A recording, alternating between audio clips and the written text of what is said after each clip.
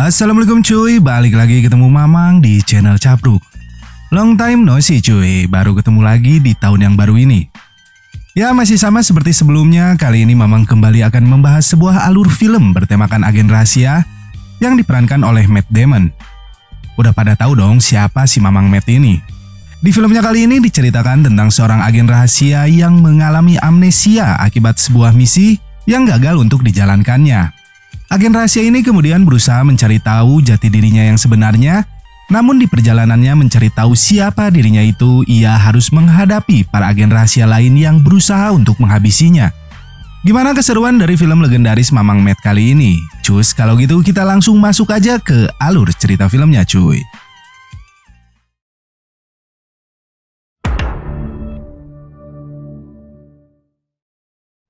Malam itu sekelompok nelayan dikejutkan dengan penemuan sesosok pria yang mengambang di tengah lautan.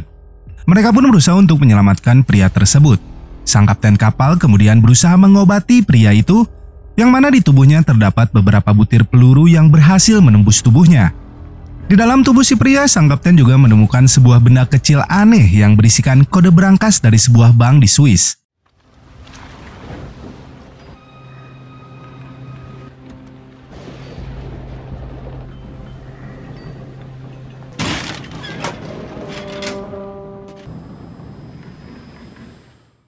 Tak lama dari sana, pria ini kemudian terbangun dan langsung menyerang sang kapten. Setelah dijelaskan jika ia hanya berusaha untuk menyelamatkan si pria itu, barulah pria ini menjadi tenang. Pria yang bernama Jason ini ternyata mengalami lupa ingatan akibat kejadian yang baru dialaminya dan menjadi lupa siapa dirinya. Selama beberapa hari, Jason ikut berlayar dan bekerja sebagai nelayan di kapal tersebut. Semakin lama berada di kapal tersebut, Jason malah semakin menjadi seperti para nelayan. Ia di sini menjadi pesimis untuk bisa mengingat kembali siapa dirinya yang sebenarnya. Tiba di sebuah pelabuhan, sang kapten memberikan sejumlah uang kepada Jason dan menyuruhnya untuk pergi ke Swiss. Meski Jason terlihat cukup bingung dengan tujuannya, ia di sini tetap berangkat menuju Swiss menggunakan sebuah kereta cepat.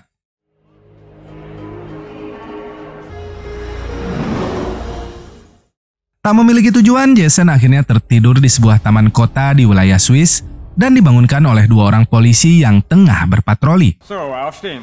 Los, auf jetzt. Diketahui jika Jason ternyata adalah seorang agen CIA yang diberikan tugas untuk membunuh seorang pejabat bernama Wombosi. Namun, misinya itu dinyatakan gagal karena markas pusat dari CIA yang berada di Langley kehilangan kontak dengan Jason 2 minggu yang lalu. Wombosi yang menyadari jika CIA berusaha untuk membunuhnya kemudian mengancam akan menyebarkan semuanya ke pihak media setelah cukup mendapatkan bukti. Hal itu ternyata menjadi gangguan di internal CIA sendiri yang membuat salah satu pejabat tinggi yang bernama Ward mempertanyakan hal itu kepada anak buahnya yang bernama Alex. Someone tried to take him out. Lost communication with our man. You never made a mistake before. Jason yang kini berada di Swiss kemudian menuju sebuah bank dan berusaha mengambil kotak berangkas yang ada di dalam sana. Dari nomor rekening yang diberikan oleh kapten kapal sebelumnya, Jason berhasil membawa keluar sebuah kotak berangkas yang berisikan penuh uang, paspor, dan senjata yang telah dipersiapkan oleh dirinya beberapa minggu yang lalu.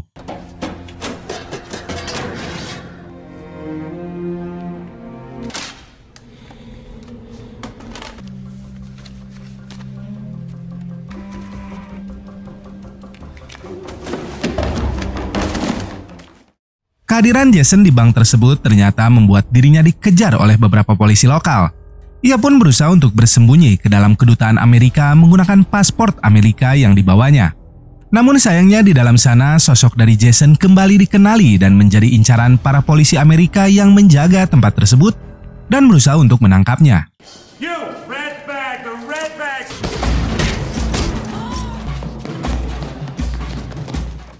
Insting dan keahliannya sebagai seorang agen rahasia membuat Jason bertindak cepat meski mengalami hilang ingatan.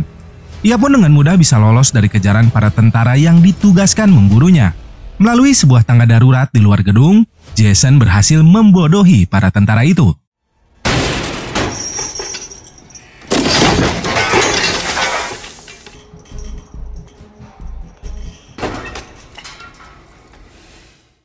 Berhasil lolos dari kejaran polisi dan tentara yang mengejarnya, Jason kemudian bertemu dengan wanita bernama Mary yang sempat dilihatnya di dalam kedutaan Amerika. Mengetahui jika Mary membutuhkan uang, Jason pun menawarinya sejumlah uang untuk bisa mengantarkannya ke Paris. Meski awalnya sempat menolak, Mary pada akhirnya setuju untuk mengantarkan Jason dengan bayaran $20.000. Kemunculan Jason di bank sebelumnya ternyata juga diketahui oleh markas pusat CIA di Langley. Alex selaku pimpinan pada misi itu kemudian memerintahkan semua agen CIA yang berada di wilayah Eropa untuk segera memburu keberadaan dari Jason. Train, hotels, Get everybody up. Do it now.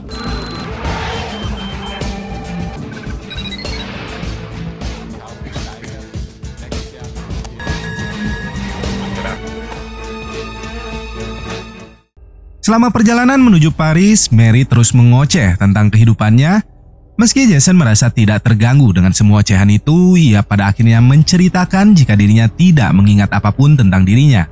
Dari CCTV yang ada di luar gedung kedutaan Amerika, Alex dan anak buahnya akhirnya mengetahui jika Jason berhasil lolos dan pergi dengan seorang wanita bernama Mary. Dari data yang mereka dapatkan, Mary ternyata memiliki seorang nenek dan saudara tiri yang masih hidup. Hal itu kemudian membuat Alex menjadikan Mary sebagai target yang sama dengan Jason. Marie Helena Kreutz. It's tough. The girl's a gypsy. I mean, she... Get a phone log for Granny and the half-brother.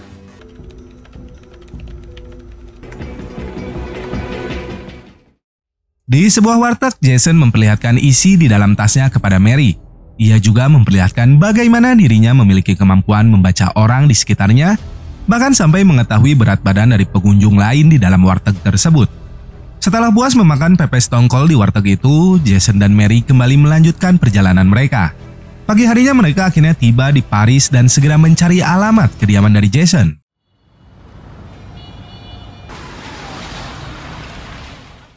Tiba di tempat tujuannya, Jason pun segera memberikan sisa uang yang belum dibayarkan kepada Mary. Jason di sini mengajak Mary untuk ikut masuk ke dalam kediamannya, di mana Jason mengaku lupa membawa kunci dan akhirnya berhasil masuk ke dalam apartemen tersebut. Di dalam sana, Jason segera berusaha mengingat tentang dirinya, namun tak satu pun yang membuat ia mengingat tentang masa lalunya. Jason kemudian menelpon sebuah hotel bernama Regina yang berada di Paris dan menanyakan tentang pria bernama Ken, yang mana pria itu adalah identitas samarannya yang digunakan Jason pada misi terakhirnya. Si resepsionis di sini kemudian mengatakan jika pria bernama Ken telah tewas akibat kecelakaan 2 minggu yang lalu, setelah beberapa orang pria yang mengaku sebagai saudaranya datang dan mengatakan hal tersebut kepada pihak hotel. Menyadari ada yang tak beres, Jason kemudian segera menutup telepon tersebut dan memeriksa seisi apartemennya.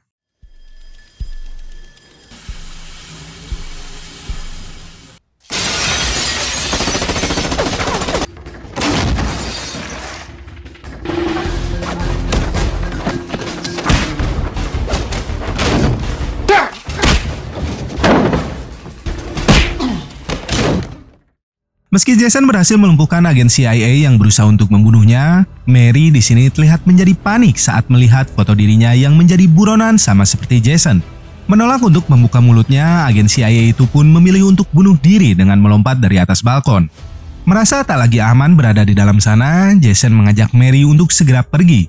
Kejadian itu ternyata diketahui oleh salah satu agen CIA yang bernama Nicole yang kemudian melaporkan kejadian itu kepada Alex.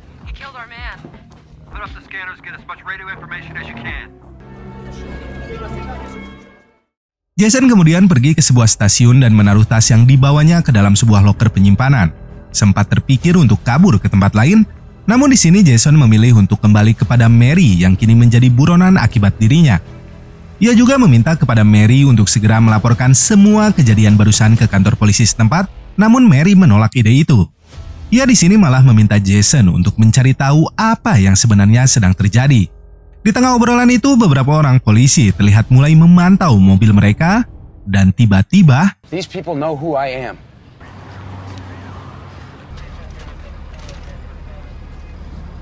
Last chance, Marie. Mary di sini memilih untuk kabur bersama Jason dibanding harus mencari perlindungan ke kantor polisi setempat. Hal itu membuat mobil mereka pun dikejar kembali oleh beberapa polisi lokal yang mendapat perintah penangkapan atas mereka berdua. Aksi kejar-kejaran pun terjadi dan membuat sejumlah kerusakan di kota tersebut.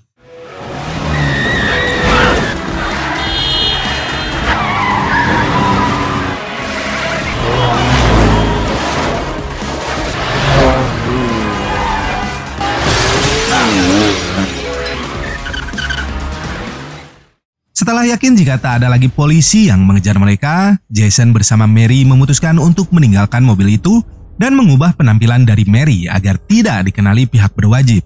Di dalam Hotel Oyo, Jason mulai menggunting rambut dan mengubah penampilan dari Mary. Di tempat lain, Womboshi ternyata mendatangi sebuah kamar jenazah di Paris untuk melihat jasad dari Ken, orang yang telah berusaha membunuhnya tempo hari lalu.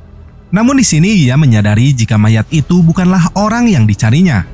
Kunjungan dari Womboshi pada malam itu diketahui juga oleh Nicole yang segera melaporkannya kembali kepada Alex, yang segera memerintahkan salah satu agen berjulukan Profesor untuk membunuh Womboshi yang berada di Paris. You better kill me when I'm in my sleep.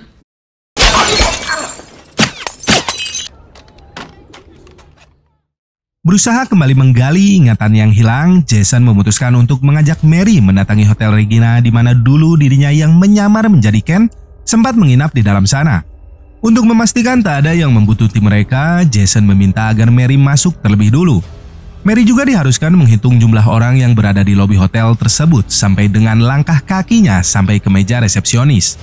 Namun Mary ternyata memiliki ide yang lebih mudah di mana dirinya mengaku sebagai asisten dari Ken dan berhasil mendapatkan nota pembayaran hotel yang dicari Jason. Dari nota itu, Jason berusaha menghubungi semua nomor yang pernah dihubungi Ken.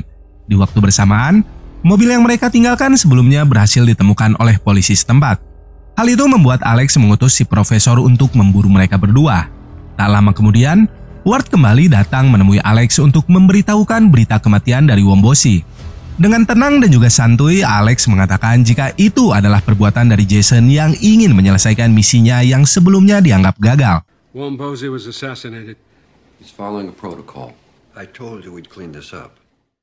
Esok harinya Jason memutuskan untuk mendatangi sebuah perusahaan keamanan yang sempat dihubunginya saat menyamar menjadi sosok dari Ken. Dari sana ia mendapatkan sebuah informasi tentang sosok dari Womboshi yang merupakan klien dari perusahaan tersebut.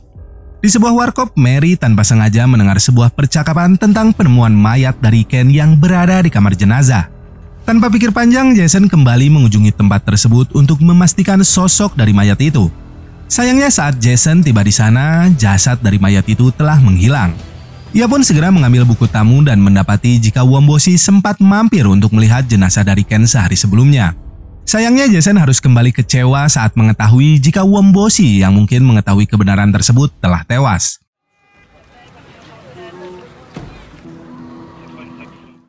Tak mendapatkan hasil, Jason memutuskan untuk kembali ke hotel. Di perjalanannya, beberapa polisi terlihat kembali menuju ke arah yang sama.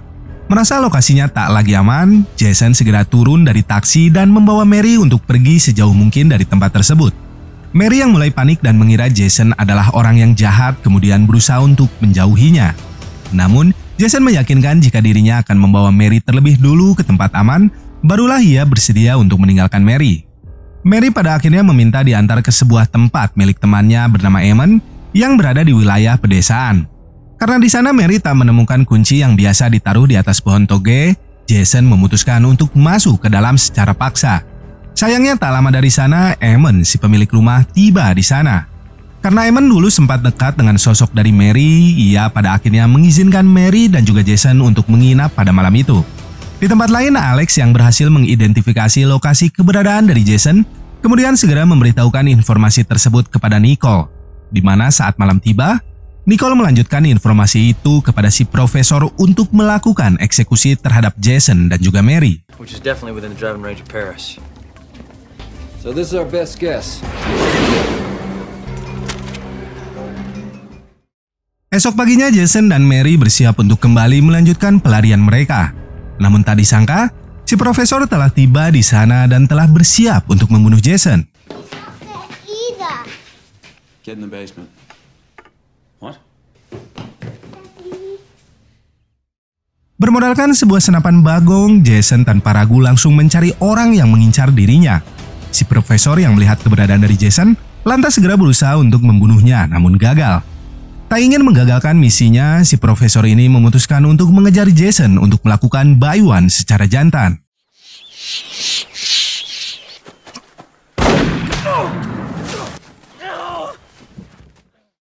Di tengah kondisi yang sekarat, Jason berhasil mendapatkan informasi dari si Profesor tentang Treadstone, sebuah program operasi rahasia dari CIA yang berada di pusat kota Paris. Setelahnya Jason pun kembali menemui Mary dan memberikan semua uang miliknya kepada Mary dan menyuruhnya untuk pergi dan memulai kehidupan baru dengan uang tersebut. Sementara Jason sendiri memilih untuk menghadapi orang-orang yang terus mengejarnya. Dari dalam tas si profesor, Jason menemukan sebuah ponsel yang digunakannya untuk menghubungi markas CIA di Langley. Dari percakapan itu, Alex berpura-pura ingin menolong Jason dan meminta untuk segera menemuinya. Namun Jason yang tak lagi percaya pada siapapun mengatakan untuk mendatangi sebuah tempat di Paris. Ia juga mengatakan jika Mary telah tewas dibunuh oleh dirinya agar pihak CIA tidak lagi mengejar Mary. She's dead. Paris, today. Pont Neuf.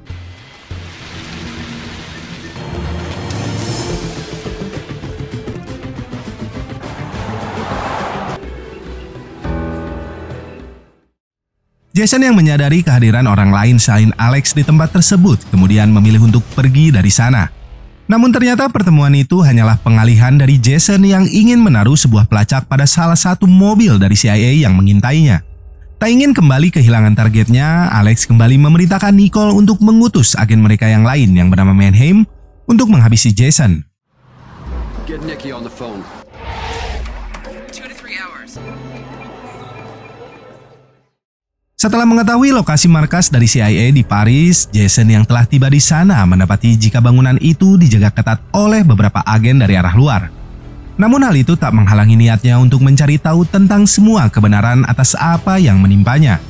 Jason akhirnya berhasil masuk dan menodongkan senjatanya kepada Alex.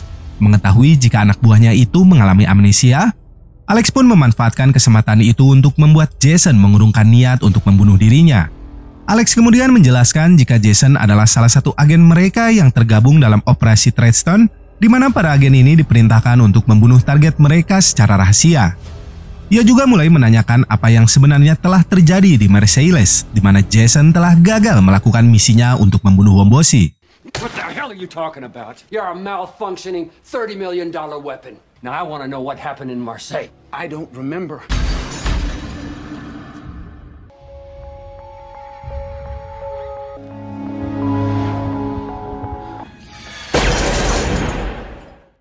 Diceritakan jika Jason ternyata memilih untuk tidak membunuh Wombosi setelah melihat kehadiran dari anak-anaknya di kapal tersebut. Namun dirinya harus mendapat timah panas akibat tembakan dari anak buah Wombosi yang menjaganya dan berakhir dengan kehilangan ingatannya pada kejadian tersebut. Setelah mengingat semuanya, Jason pun memilih untuk mundur sebagai agen CIA dan mengancam akan menghabisi siapa saja orang yang masih berusaha memburunya. Menyadari jika akan ada agen lain yang datang ke tempat itu, Jason akhirnya memilih untuk pergi setelah berhasil melumpuhkan beberapa orang penjaga yang berada di luar.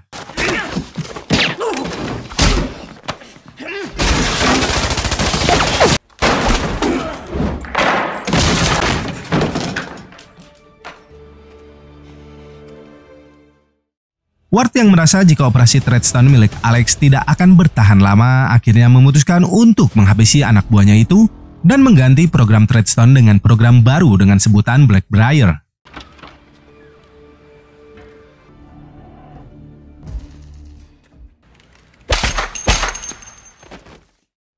Sementara Jason yang berhasil selamat kembali datang untuk menemui Mary yang kini telah hidup damai di sebuah kota kecil di pinggiran pantai.